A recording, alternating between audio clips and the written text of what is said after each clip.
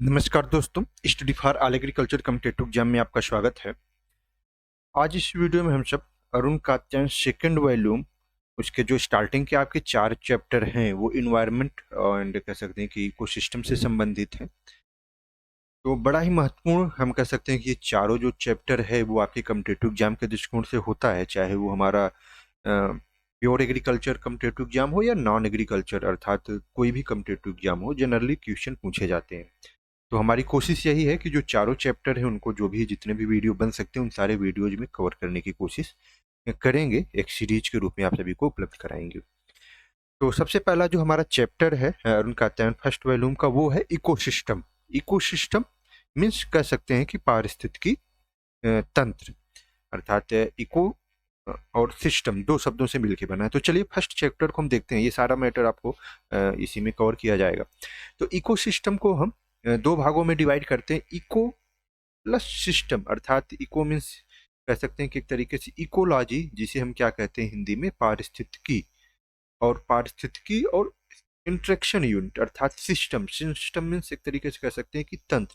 तो ये हमारा जो इकोलॉजी के बारे में और उसके जो सिस्टम है उसके बारे में तरीके से कह सकते हैं कि स्टडी करना, तो ये हमारा इकोसिस्टम है। और अब बात दो आ गई क्या कि इकोलॉजी, एक नया टर्म निकल के आया कि इकोलॉजी क्या है। तो आपके कॉम्पिटिटिव एग्जाम में पूछा जाता है, एक तो इकोलॉजी टर्म किसने दिया और एक दूसरा इकोलॉजी वर्ड किसने दिया। तो टर्म इकोलॉजी किसने दिया है? The term ecology was proposed by German biologist Ernst Haeckel. याद रखने की जरूरत है, अर्नेस्ट हीकल ने दिया था। और कब दिया था? 1866 में दिया था। और इनकी एक बुक थी, बड़ी फेमस बुक थी, German morphology. Next term world की बात करें हम कि आपका इकोलॉजी वर्ल्ड किसने दिया, तो वो था रिटर ने दिया 1885। अब बात आती है कि इकोलॉजी होता क्या है, अर्थात पारिस्थितिकी है क्या और पारिस्थितिकी तंत्र क्या है। तो एक सिंपल सा अगर हम बात करें इकोलॉजी, ये तो हमें मालूम चल गया कि इकोलॉजी टर्म किसने दिया और इकोलॉजी वर्ल्ड किसने दिया, दो क्वेश्चन आपके। नेक्स्ट होता क्या है इकोलॉजी। अगर हम एग्रीकल्चर स्टूडेंट हैं, हम सिंपल सी बात करें तो ये मान लेते हैं कि ये हमारी एक एरिया है और लैंड है, एरिया है, और जिसपे हम क्या कर रहे हैं, पैडी की खेती कर रहे हैं। ये हमारी पैडी की खेती है। तो अब ये क्या कह रहा है, इकोलॉजी दो शब्दों से मिलकर बना हुआ है, ऑइकस एंड लॉगस। याद रखना है, ये दोनों पूछा जाता है कि किन दो शब्दों से मिलकर बना है, तो ऑइकस और लॉगस से। ऑइकस मीन्स होता है क्या, हमारा हाउस और ड्वेलिंग प्लेस, जहां रहते हैं। और लॉगस मीन्स स्टडी, अर्थात जैसे ये हमारा पैडी है, धान है, तो उसकी खेती हम जमीन में मिट्टी में हुई है। तो ये जो मिट्टी है उसके, वो क्या हो गया, इस पौधे का हाउस अर्थात ड्वेलिंग प्लेस हो गया। और उसी के बारे में जब हम स्टडी करेंगे तो वो क्या कहलाएगा, हमारा इकोलॉजी कहलाएगा। अब हम किसकी इकोलॉजी का स्टडी कर रहे हैं? क्रॉप की। ये हमारी एक पैडी, पैडी क्या है, हमारी एक क्रॉप है, तो ये हमारी क्या कहलाएगी, क्रॉप इकोलॉजी। उसी तरीके से सिंपल सा जैसे हमारे यहाँ क्या चलता है कि एक एग्रीकल्चर डिपार्टमेंट में खेत तालाब योजना चलती है। मैं एग्जाम्पल आप सबको वही बताने की कोशिश करूंगा जो आपके फ्यूचर में जैसे बैंक का एग्जाम हो, अदर एग्जाम हो, तो वहाँ आप इसको बता भी सके। तो यूपी में एक चलती है खेत तालाब योजना, खेत तालाब योजना, जिसके अंतर्गत डिफरेंट पैरामीटर्स हैं। तो इसमें 25 × 25 मीटर का एक तरीके से 625 स्क्वायर, 25 × 25, तो इसमें आपका तालाब की खुदाई करनी होती है। तो अब इस तालाब का मूल उद्देश्य, खेत तालाब, खेत में ही तालाब है। अब इसमें क्या होता है, आपका मछली पालन आप कर सकते हैं। तो ये हमारी क्या होगी, तालाब। तो ये पॉन्ड इकोलॉजी हो जाएगी, अर्थात जब हमारा मछली पालन के लिए ये तालाब है और इसके बारे में मछली कहाँ रह रही है, तालाब में रह रही है, अब इसके बारे में स्टडी करना, वो क्या कहलाएगा, हमारा पॉन्ड इकोलॉजी। तो इकोलॉजी मीन्स सिंपल सा हाउस और ड्वेलिंग प्लेस, जिसके बारे में हम स्टडी करें। हम अगर ह्यूमन बीइंग हैं, हम अपने ह्यूमन बीइंग जो है अपने जहाँ रह रहा है वहाँ के बारे में स्टडी करें, तो वो एक तरीके से ह्यूमन इकोलॉजी हो जाएगा। तो ये अलग अलग, तो इकोलॉजी मीन्स आप सभी को, एक तो ये कॉम्पिटिटिव एग्जाम के दृष्टिकोण से आइकस लॉगस, और दूसरा आइकस मीन्स हाउस और ड्वेलिंग प्लेस एंड इसके बारे में स्टडी करना। अब बात आती है नेक्स्ट कि means ecology is the study of living being on their natural, एक सिंपल सी अगर बात करें, study the living being in their natural habitat. कोई भी जीवित जीव है जिस नेचुरल हैबिटेट में, जिस जगह हम रह रहा है नेचुरली, उसी के बारे में अध्ययन करना ही हमारा इकोलॉजी है। और the surrounding of living organism is collectively called as environment. पर्यावरण क्या है? परिधन आवरण, दो शब्दों से मिलकर बना होता है परिधन आवरण। अर्थात हमारे चारों ओर का जो आवरण है, जो लिविंग बीइंग के चारों ओर का जो आवरण होता है कलेक्टिव, उसी को ही हम क्या कहते हैं? पर्यावरण कहते हैं। तो ये हमारा इकोलॉजी क्या है? मुझे उम्मीद है कि आप सबको बेस्ट एग्जांपल के माध्यम से समझ में आ गया होगा। The living organism and its environment from the functional basic unit which was named as ecosystem. तो इकोसिस्टम पारिस्थितिकी तंत्र अर्थात इकोलॉजी और उसका इंटरेक्शन यूनिट। और इकोसिस्टम किसने दिया था? एजी टॉन्सले ने दिया था, ये याद रखना है, एजी टॉन्सले। तो ये आपके कॉम्पिटिटिव एग्जाम में पूछा भी जाता है कि नेम्ड इकोसिस्टम। तो इकोसिस्टम नाम देने वाले हमारा एजी टॉन्सले 1935। बट इकोलॉजी किसने दिया था? वो आपके कि अर्नेस्ट हीकल और रीटर ने। The whole system is physical, including not only the organic complex but also the whole complex of physical factor farming। तो इकोसिस्टम में हमारा फिजिकल भी, जैसे हमारा मॉइस्चर लेवल क्या है, हमारा टेम्परेचर क्या है, ये सारी चीज़ें कहीं न कहीं आ जाती हैं। तो ये हमारा इकोसिस्टम पारिस्थितिकी तंत्र हो जाएगा। Living factor is called as biotic component. जैविक और अजैविक दो तरीके के कंपोनेंट हमारे पर्यावरण में सिंपली अगर पाए जाएंगे, अगर हम उनको डिवाइड करें, एक तो जीवित और दूसरा निर्जीव। तो जीवित में जैसे बायोटिक कंपोनेंट में आपके फंगस हैं, बैक्टीरिया हैं, प्लांट हैं। एबायोटिक में आपका हम जो हमारे मिनरल्स, एक तरीके से कह सकते हैं कि एबायोटिक के अंतर्गत टेम्परेचर हो गया, सन, सोलर लाइट, ये सारी चीज़ें आ जाती हैं। Ecosystem it's relate to flow of energy and cycling material through the structural component. तो एक तरीके से इसमें हमारा जो इकोसिस्टम है, दो तरह के क्वेश्चन इसमें भी पूछे जाते हैं कि which one of the following, ये पीसीएस में कई बार पूछा गया है, following is the permanent ecosystem.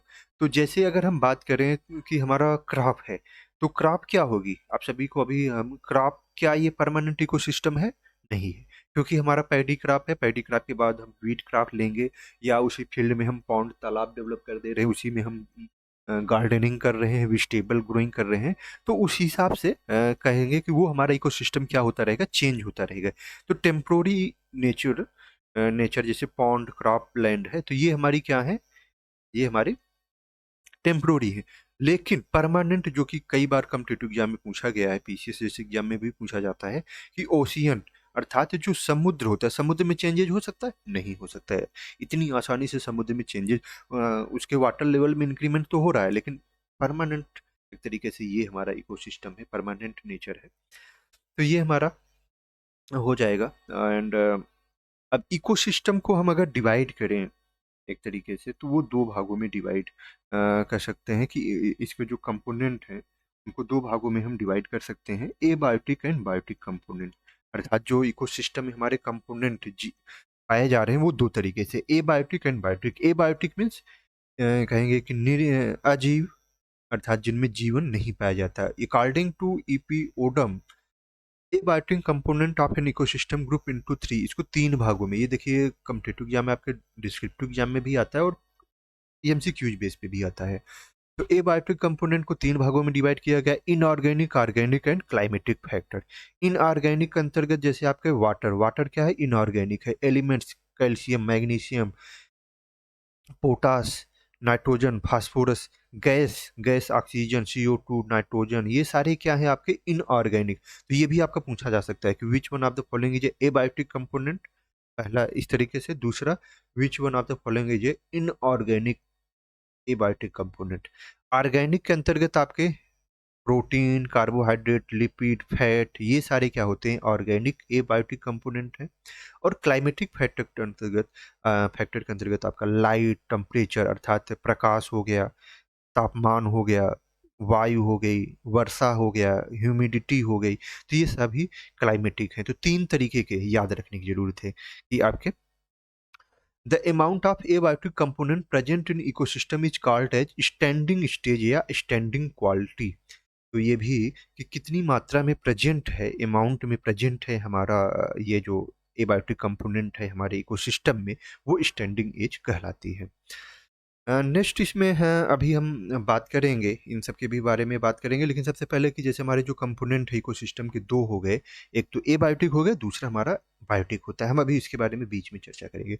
अब बायोटिक मीन्स जैविक, living organism like plant, animals, micro organism, तो ये बायोटिक कंपोनेंट के अंतर्गत आते हैं और इनको दो भागों में, एक सिंपल सा अगर आप देख रहे होंगे, जो हमारा जैविक कंपोनेंट है वो दो तरीके का है, एक तो जो स्वतः भोजन बनाता है और एक जो डिपेंड होता है। जैसे ह्यूमन बींग है, हम क्या हैं, हम अपना भोजन स्वयं नहीं बनाते हैं। हमारा भोजन जो भी है, चाहे वो हमारा शाकाहारी हो या मांसाहारी हो, लेकिन हमारा भोजन कौन बनाता है, पौधे बनाते हैं। तो जो ऑटोट्रॉफ, जो स्वयं अपना भोजन प्रोड्यूसर, अच्छा एक हम बात कर लें कंपोनेंट हमारा जो पारिस्थितिकी तंत्र में है, तो एक तो हम तीन चार ये याद आपको बेसिक कॉन्सेप्ट आपका क्लियर होना चाहिए। एक तो क्या होता है, हमारा प्रोड्यूसर होता है, primary producer. Primary producer means जैसे पौधे हैं, क्या करते हैं, प्रोड्यूसर मीन्स उत्पादक। तो कोई ना कोई ऐसा तो है नेचर में जो भोजन बनाता है, तो वो भोजन बनाने का काम केवल व केवल हमारे कह सकते हैं कि जो पौधे हैं, ऑटोट्रॉफ्स हैं, वो अपना भोजन स्वयं बनाते हैं। और उन्हीं का जो भोजन होता है, आलू जैसे है, वो भोजन पौधा अपने लिए, लेकिन उसको हम एज ए ह्यूमन बींग अपने लिए यूज करते हैं। तो प्राइमरी एक तरीके से कह सकते हैं प्रोड्यूसर हो जाते हैं। दूसरा हमारे होते हैं क्या है, प्रोड्यूसर, और दूसरा हमारा होता है कंज्यूमर। कंज्यूमर अर्थात जो कंज्यूम करता है, ये भोजन बनाता नहीं, बस ये दूसरे से लेता है। तो अब इसको हम primary consumer, secondary consumer, tertiary consumer में भी डिवाइड कर सकते हैं। जैसे कि ह्यूमन बीइंग है, आपके हाथी, घोड़ा, बैल जो भी हैं, ये क्या कर रहे हैं, कंज्यूम कर रहे हैं। बकरी है, वो पत्तों को खाती है, तो वो कंज्यूमर है। और तीसरा हमारा क्या होता है, डीकम्पोजर कर सकते हैं, कि जो कि चाहे वो हमारा डेड ऑर्गेनिज्म है, उनको ऊपर डिपेंड करता है। तो ये एक तरीके से लेवल्स होते हैं। तो चलिए, हमारा बायोटिक कंपोनेंट में दो तरीके के ऑटोट्रॉप्स एंड हेट्रोट्रॉप्स ये पूछा जाता है। Heterotrophs means depend on primary producer, जो प्राइमरी प्रोड्यूसर पे, अगर आज की डेट में पौधे मर जाएं तो नो डाउट कोई भी नहीं जीवित रहेगा। भाई हम ऑक्सीजन तो पाएंगे ही नहीं, ऑक्सीजन की तो बात ही छोड़ दी, भोजन हमें चाहिए, चाहे वो शाकाहारी हो या मांसाहारी हो, उसको भोजन चाहिए। और वो भोजन कहाँ से मिल रहा है, प्राइमरी प्रोड्यूसर अर्थात पौधों से मिल रहा है। तो ऑटोट्रॉप्स में आपके दो तरीके से होते हैं, फोटोट्रॉप्स एंड कीमोट्रॉप्स। फोटोट्रॉप्स मीन्स जो सोलर लाइट, जो सूर्य की रोशनी है, उसको अपने अंदर एब्जॉर्ब करते हैं, जैसे हमारे हरे पौधे, और उसके थ्रू फोटोसिंथेसिस, जिसे हम कहते हैं, फोटोसिंथेसिस के थ्रू भोजन बनाते हैं। दूसरा हमारा कीमोट्रॉप्स है, make their food through chemosynthesis. जैसे हमारे कुछ बैक्टीरिया होते हैं, वो बैक्टीरिया अपना भोजन स्वयं बनाते हैं। तो ये हमारे ऑटोट्रॉपिक हो गए। हेटेरोट्रॉपिक मीन्स जो अपना भोजन स्वयं न बना के किसी प्राइमरी प्रोड्यूसर पे डिपेंड होते हैं। अब ये कई तरीके के होलोजोनिक, सेप्रोफाइट्स एंड पैरासाइट्स, तो ये आपके तीन तरीके के होते हैं। हम इन तीनों पे डिस्कस कर लेते हैं। होलोजोनिक क्या होता है, ये पूछा जाता है। होलो मीन्स कंप्लीट, जोनिक मीन्स सबको, एक तरीके से कि ऐसा ऑर्गेनिज्म जो कि कह सकते हैं कि तीनों तरीके का हो। ये कॉम्पिटिटिव एग्जाम में आपका पूछा जाता है, जो तीन तरीके का, अर्थात हर्बीवोर्स। एक होता है टर्म हर्बीवोर्स, अर्थात हर्बी मीन्स, हर्ब्स मीन्स पौधा, जो पौधों को, वोर्स अर्थात पौधों को खाए, पौधों को ईट करे, वो हमारा क्या कहलाएगा, हर्बीवोर्स। दूसरा हमारा होता है क्या, carnivores. Carnivores, carnivores means, carni means meat, meat मछली जो खाने वाला हो, वो हमारा क्या होता है, कार्निवोर्स। जैसे शेर है, तो ये शेर हमारा केवल व केवल क्या खाएगा, वो मांस मछली खाता है। और तीसरा हमारा होता है ओमनीवोर्स। ओमनी मीन्स सर्वत्र, जो सब कुछ खाए, अर्थात अगर उसको घास फूस मिल गया तो घास फूस भी खा लेता है, और अगर उसको मांस मछली मिल गया तो वो मांस मछली भी खा लेते हैं। जैसे इस एग्जाम्पल के तौर पे हम बात करें तो ह्यूमन अर्थात मनुष्य जो है, मनुष्य क्या करता है कि वो शाकाहारी भी है और मांसाहारी, अर्थात इस वो किस कैटेगरी में आता है, ओमनीवोरस की कैटेगरी में आता है। तो तीन तरीके के होलोजोनिक कंडीशन में आपके तीन तरीके के कहेंगे कि आ जाएंगे। एक तो हमारा हो जाएगा हर्बीवोर्स, अर्थात जो शाकाहारी है, ओमनीवोर्स अर्थात सब कुछ खाने वाला, और कार्निवोर्स अर्थात फ्लेश ईट, मछली खाने वाला। नेक्स्ट होता है हमारा सेप्रोफाइट्स और पैरासाइट। सेप्रोफाइट्स मीन्स एक तरीके से जो डेड मटेरियल्स, अर्थात सेप्रोफाइट्स, सेप्रो मीन्स एब्जार, और जो ऑर्गेनिक मटेरियल है एब्जॉर्ब करे जनरली डेड या decaying tissue of the plants and animals. अर्थात अगर हमारा जो सड़ा गला जनरली हमारे जैसे खाद हैं, पौधे हैं, इनको सड़ाने का काम कौन करता है? सेप्रोफाइट करते हैं। तो डेड डिकेइंग मटेरियल से जो अपना भोजन प्राप्त करें वो हमारा सेप्रोफाइट है। एंड पैरासाइट, जनरली आप सभी देखते होंगे पैरासाइट अर्थात जो लिविंग ऑर्गेनिज्म से अपना भोजन ले। जब लिविंग ऑर्गेनिज्म से कोई जीव अपना भोजन लेता है तो वो हमारा पैरासाइट हो जाता है। और जब हमारे जैसे फंजाई हैं, फंजाई हो गए, कुछ फंजाई हैं, और जो डेड मटेरियल से ले वो हमारा सेप्रोफाइट्स हो जाता है। तो क्लियर यहाँ तक? मुझे उम्मीद है कि आप सभी को कोई कम हमारा पास की तंत्र में दो तरीके component abiotic and biotic. Abiotic तीन तरीके के हो गए, inorganic, organic and climatic. Biotic component में आपका ऑटोट्रॉपिक एंड हेट्रोट्रॉपिक। ऑटोट्रॉपिक जो स्वयं भोजन बनाए जैसे पौधे, हेट्रोट्रॉपिक जो स्वयं भोजन नहीं बनाते हैं। इनमें तीन तरीके के होलोजोनिक सेप्रोफाइट्स एंड पैरासाइट्स हो गए। होलोजोनिक में कह सकते हैं तीन तरीके के आपका हर्बीवोर्स, कार्निवोर्स एंड ओमनीवोर्स हो गया। अब इन्हीं के बारे में दिया गया, जैसे हर्बीवोर्स रैबिट, डियर्स हैं। कार्निवोर्स डॉग, कुत्ता हो गया, बर्ड्स हो गए, इंसेक्ट। जैसे कुत्ता है, डॉग्स, डॉग्स को हम ओमनीवोर्स में भी रख सकते हैं क्योंकि कुत्ता तो मांस भी खाता है और घास फूस कह सकते हैं घास फूस खा लेगा, या एक सिंपल सा जो चपाती होती है इन सबको भी खाता है। Saprophytes take food from dead or decaying tissue, bacteria, fungi. Consume food from living protoplasm अर्थात एगाइडिकस, अदर फंजाई एंड बैक्टीरियाज। अब ऑटोट्रॉपिक कंपोनेंट, अब उसी के बारे में एक तरीके से ये डिस्कस किया गया है। ऑटोट्रॉप सेल्फ नर्सिंग, जिसे हम प्राइमरी प्रोड्यूसर क्योंकि कहते हैं, और हमने इसके बारे में चर्चा कर ली, बहुत ज़्यादा इसको नहीं। अगर आप सब कमेंट कीजिएगा तो ये पीपीटी हम शेयर कर देंगे। हेट्रोट्रॉप्स, उसी के बारे में। हेट्रोट्रॉप्स में आपका जो हर्बीवोरस है कॉल्ड प्राइमरी कंज्यूमर, क्योंकि ये प्राइमरी कंज्यूमर, हर्बीवोर्स जो होता है वो क्या होता है? हमारा प्राइमरी कंज्यूमर होता है। Carnivores and omnivores are secondary consumer, द्वितीय उपभोक्ता। एक तो हमारा क्या होता है? उत्पादक होता है। प्राइमरी उत्पादक कौन होता है? पौधा हो गया। दूसरा हमारा क्या होगा? उपभोक्ता हो गया, भाई जो बना उसको उपभोग करने वाला। उपभोग करने वाला में प्राइमरी उपभोक्ता, प्राइमरी कंज्यूमर हमारा हर्बीवोरस, हरे पौधे को जो। सेकेंडरी एंड कंज्यूमर उपभोक्ता कौन हमारा हो गया? Carnivores and omnivores. And tertiary consumer top carnivores like vulture, hawk, lion, tigers, जो कि प्राइमरी और सेकेंडरी कंज्यूमर्स होते हैं, who feeds on both primary और सेकेंडरी कंज्यूमर्स को खाने का काम करे, उन्हें हम क्या कहते हैं? टर्सरी कंज्यूमर या तृतीयक उपभोक्ता। मैं इसकी बात इसलिए कर रहा हूँ, देखिए आपको, क्योंकि लास्ट में अभी आपके पिरामिड्स की बात होगी। पिरामिड्स आपका इसी उपभोक्ता के बेसिक पे ही आपका, अगर ये क्लियर है आपका कॉन्सेप्ट, तभी आपका वो पिरामिड्स वाला कॉन्सेप्ट भी क्लियर होगा, क्योंकि वहाँ से भी कि इन्वर्टेड आपके कौन सा होता है पिरामिड्स, नॉन इन्वर्टेड पिरामिड्स, ये सभी पूछे जाते हैं। तो ये हमारा हो जाएगा हेट्रोट्रॉप्स एंड सेप्रोफाइट्स जो करते हैं। पैरासाइट्स के बारे में हमने बात ऑलरेडी कर ही ली। तो ये एक सिंपल सा हो गया। अब हम जो हमने पीछे छोड़ रखा है उसके बारे में भी बात कर लेते हैं। बड़ा ही महत्वपूर्ण ये है आपके कॉम्पिटिटिव एग्जाम में। अभी तक हमने क्या देखा कि इकोसिस्टम के क्या होता है, इकोलॉजी क्या होता है, इकोसिस्टम के कंपोनेंट क्या है, उनके बारे में अभी तक हमने स्टडी की। अब राजीव गांधी के नेतृत्व में पर्यावरण एवं वन मंत्रालय का सृजन 17 सितंबर 1985 में हुआ। ये एक बड़ा महत्वपूर्ण है कि भारत सरकार 1900 अर्थात कह सकते हैं कि भारत जब स्वतंत्र हुआ तो तमाम मिनिस्ट्री तो बनी थी। मिनिस्ट्री ऑफ एग्रीकल्चर थी, मिनिस्ट्री ऑफ फाइनेंस थी, लेकिन मिनिस्ट्री ऑफ इन्वायरमेंट जो था, इन्वायरमेंट एंड फॉरेस्ट, उसका सृजन कब हुआ? वो 1985 में हुआ था। और ये किस उसी तरीके से पर्यावरण संरक्षण अधिनियम में पारित किया गया। तो ये एक तरीके से पर्यावरण संरक्षण अधिनियम अर्थात इन्वायरमेंट कहेंगे कि protection act, environment protection act, पर्यावरण संरक्षण अधिनियम कब आया? 1986 में। पहला क्वेश्चन आपका महत्वपूर्ण हो गया। कॉम्पिटिटिव एग्जाम में, कोई भी कॉम्पिटिटिव एग्जाम में जनरली पूछा जाता है। दूसरा, पर्यावरण मंत्रालय की स्थापना कब हुई? तो 17 सितंबर 1985 को हुई। इंदिरा गांधी द्वारा 1972 में वन्य जीव संरक्षण अधिनियम 1972 जो है वो प्रारंभ किया गया था। तो वाइल्ड लाइफ कहेंगे कि प्रोटेक्शन एक्ट जो है 1972 में आया था, ये भी पूछा जाता है।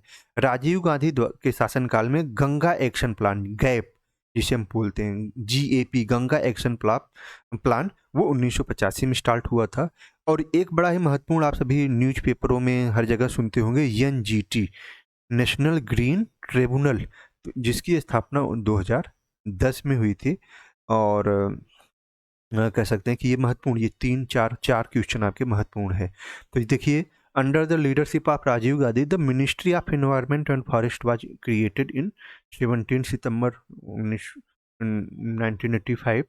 इन्वायरमेंट प्रोटेक्शन एक्ट 1986 में आया। वाइल्ड लाइफ प्रोटेक्शन एक्ट हमेशा पूछा जाता है। World biggest wildlife project, Indira Gandhi ji के नेतृत्व 1972। दो, एक तो इसका पूरा नाम और कब स्टार्ट हुआ, 1972 में। गंगा एक्शन प्लान आपका 1985 में आया, और नेशनल ग्रीन ट्रिब्यूनल जो है वो 2010 में आया। तो ये हमारा है, एक तरीके से हो जाएगा। अब इसके बाद हम बात करेंगे कि इकोसिस्टम, जो हमारा अर्थ इकोसिस्टम है, उसको कितने भागों में डिवाइड कर सकते हैं। तो जो इकोसिस्टम पारिस्थितिकी तंत्र है, उसको दो भागों में, एक तो नेचुरली, हमारा पारिस्थितिकी तंत्र एक तो नेचुरली पाया जाता है, और एक आर्टिफिशियल मैन मेड, जैसे क्रॉप इकोसिस्टम है, पॉन्ड इकोसिस्टम है, गार्डन इकोसिस्टम है। ये क्या है, ये हम ह्यूमन बीइंग अपने अकॉर्डिंग बना सकते हैं, तो इसको हम आर्टिफिशियल इकोसिस्टम बोलते हैं। तो नेचुरल इकोसिस्टम आपका दो भागों में, टेरेस्ट्रियल अर्थात भौमिकी, और एक्वाटिक अर्थात जलीय, दो तरीके का आपका ये पारिस्थितिकी तंत्र होता है।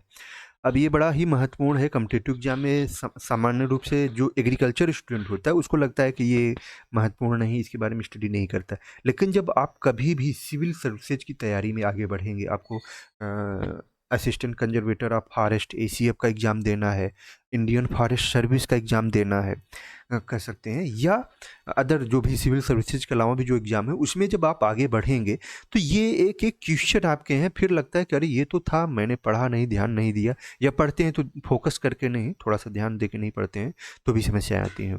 तो फॉरेस्ट इकोसिस्टम में आपका tropical rain forest, tropical deciduous forest, temperate deciduous and coniferous या एल्पाइन या टैगा, चार तरीके के मेजर रूप से पाए जाते हैं। अब इसके अलावा भी हैं, लेकिन ये चार मेजर हैं। तो ये आपके फॉरेस्ट अर्थात जो हमारा पारिस्थितिकी तंत्र है, वो क्या है, ये वन पारिस्थितिकी तंत्र। वन पारिस्थितिकी तंत्र में ये चार तरीके के हैं। दूसरा हमारा टेरेस्ट्रियल पारिस्थितिकी तंत्र है, जिसमें हमारा ग्रास लैंड है। ग्रासलैंड में पंपाज, ये पूछा जाता है पंपाज कहाँ पाई जाती है, तो ये अर्जेंटीना में, टेट हो गया, सी टेट हो गया, कोई भी एग्जाम है तो ये पूछा जाता है पंपाज ग्रासलैंड कहाँ पाई जाती है, तो वो अर्जेंटीना में। प्रेरीज कहाँ पाई जाती हैं, नॉर्थ अमेरिका में। सवाना ये आपका होता है कहाँ पाई जाती है, अफ्रीका में। सवाना क्या, ग्रासलैंड कहाँ पाई जाती है, अफ्रीका में। और स्टेपीज कहाँ पाई जाती है, यूरेशिया, यूरेशिया मीन्स रूस, और उसके जो पार्ट हैं तो वो स्टेपीज है। ये PCS, ये चार एग्जाम है, और आप PCS का कोई भी पेपर उठा के देख लीजिए, सामान्य रूप से एक क्वेश्चन ये कोई न कोई इसमें से आता रहता है। नेक्स्ट वन हमारा डेजर्ट इकोसिस्टम है। डेजर्ट, डेजर्ट के अंतर्गत आपका सहारा है, नॉर्थ अफ्रीका में पाया जाता है। कालाहारी है, साउथ अफ्रीका में पाया जाता है। थार जो डेजर्ट है वो हमारा मारुस्थल, डेजर्ट मीन्स मारुस्थल, तो सहारा मारुस्थल कहाँ पाया जाता है, नॉर्थ अफ्रीका में। कालाहारी पाया जाता है साउथ अफ्रीका में। थार पाया जाता है राजस्थान में। अटाकामा कहाँ पाया जाता है, साउथ अमेरिका में। और गोबी जो है वो मंगोलिया में। तो ये आपके मारुस्थल हैं, जो सबसे बड़े मारुस्थलों की कह सकते हैं कि पाए जाते हैं, तो ये भी आपका पूछा जाता है। टुंड्रा एंड पोलर्स, तो ये हमारा हो जाएगा पारिस्थितिकी तंत्र के। तो ये एक तो हमारा हो गया क्या, टेरेस्ट्रियल इकोसिस्टम, जिसके अंतर्गत आपका वन भी पाया जाता है। अगर देखें भाई, विश्व है, इस विश्व पे क्या क्या पाया जाता है, एक तो वन पाए जाते हैं, दूसरा ग्रासलैंड हरे चारे का, तीसरा हमारा क्या पाया जाता है, डेजर्ट मारुस्थल पाए जाते हैं, और उसके अलावा टुंड्रा एंड पोलर्स। अब आता है हमारा बात जलीय एक्वाटिक सिस्टम की। जलीय एक्वाटिक सिस्टम जो होता है वो दो तरीके का, मैराइन एंड फ्रेश वाटर। तो जैसे लेंटिक एंड लोटिक, ये दो टर्म होता है, पूछा जाता है। लेंटिंग मीन्स स्टैंडिंग फ्रेश वाटर, जैसे लेक और पॉन्ड्स हैं। स्टैंडिंग फ्रेश वाटर जैसे हमारा तालाब होता है, तालाब में क्या होता है, ताज़ा पानी और वो पूरा भरा रहता है। दूसरा लोटिक, लोटना जिसे हम कहते हैं, लोटिक रनिंग फ्रेश वाटर, जो पानी जैसे नदियाँ होती, नदी में पानी क्या है, वो लगातार ऐसा नहीं रहता, स्थिर रहता है, वो चलता रहता है, तो उसे हम लोटिक। तो ये फ्रेश वाटर। और मैराइन जैसे समुद्र है, ocean, estuarine, zone between sea and continent, deltaic जैसे सुंदरबन, सुंदरबन डेल्टा, ये बहुत ही महत्वपूर्ण डेल्टा है और भारत का सबसे बड़ा डेल्टा। ये कहाँ है, ये भी आपके कॉम्पिटिटिव एग्जाम में, तो वेस्ट बंगाल, जो आपका पश्चिम बंगाल है, वहाँ पे सुंदरबन डेल्टा पाया जाता है। तो ये बड़ा ही महत्वपूर्ण है कॉम्पिटिटिव एग्जाम के दृष्टिकोण से, तो ये पूछा जाता है सुंदरबन डेल्टा। एंड एस्चुराइन क्या होता है, zone between sea and continent. तो एक बड़ा ही महत्वपूर्ण टर्म है, आपके कॉम्पिटिटिव एग्जाम में पूछा जाता है, बायोम। तो जो आपके जैविक और अजैविक घटक हैं, एबायोटिक और अबायोटिक कंपोनेंट के बीच का कह सकते हैं कि जो इंटरेक्शन होता है, अर्थात जैविक और अजैविक पर्यावरण को एक साथ मिलाने वाली रचना कह सकते हैं कि वो हमारा क्या कहलाता है, बायोम कहलाता है। बायोम, एबायोटिक और बायोटिक कंपोनेंट। तो ये हमारा हो जाएगा। एंड अब नेक्स्ट जो है वो एक तरीके से हम उसके बारे में नेक्स्ट चैप्टर में, नेक्स्ट वीडियो में स्टडी करेंगे। तो इस वीडियो में एक बार फिर से रिवाइज हम कर लेते हैं जो हमने मेजर चीज़ें देखी कि इकोलॉजी टर्म, इको किसने दिया, इकोलॉजी वर्ड किसने दिया, इकोसिस्टम क्या होता है, इकोसिस्टम के कौन कौन से कंपोनेंट हैं, बायोटिक, एबायोटिक, और इकोसिस्टम को दो भागों में कैसे डिवाइड किया गया है, इकोसिस्टम के अंतर्गत कौन कौन से चीज आते हैं। तो आपका टेरेस्ट्रियल और कह सकते हैं कि एक्वाटिक इकोसिस्टम आ गया। टेरेस्ट्रियल में किस तरीके से ग्रासलैंड, ये कालाहारी सुंदरबन कहाँ पाया जाता है, वेस्ट बंगाल में, मंगोलिया, थार मारुस्थल, कालाहारी मारुस्थल कहाँ पाया जाता है, पंपाज ग्रासलैंड कहाँ पाई जाती है, ये सब बड़े ही महत्वपूर्ण है, आपके कॉम्पिटिटिव एग्जाम में पूछे जाते हैं। तो उम्मीद है ये सभी वीडियो आप सभी को पसंद आ रहा होगा। अगर वीडियो पसंद आता है तो आप सभी कमेंट कीजिए, इसको अधिक से अधिक शेयर कीजिए। तो आपके कमेंट के बेसिस पे हम नेक्स्ट वीडियो आपको एज ए सीरीज के रूप में पूरा जो इन्वायरमेंट साइंस है हमारा और उनका अध्ययन को, उसको हम आप सभी को उपलब्ध कराएंगे।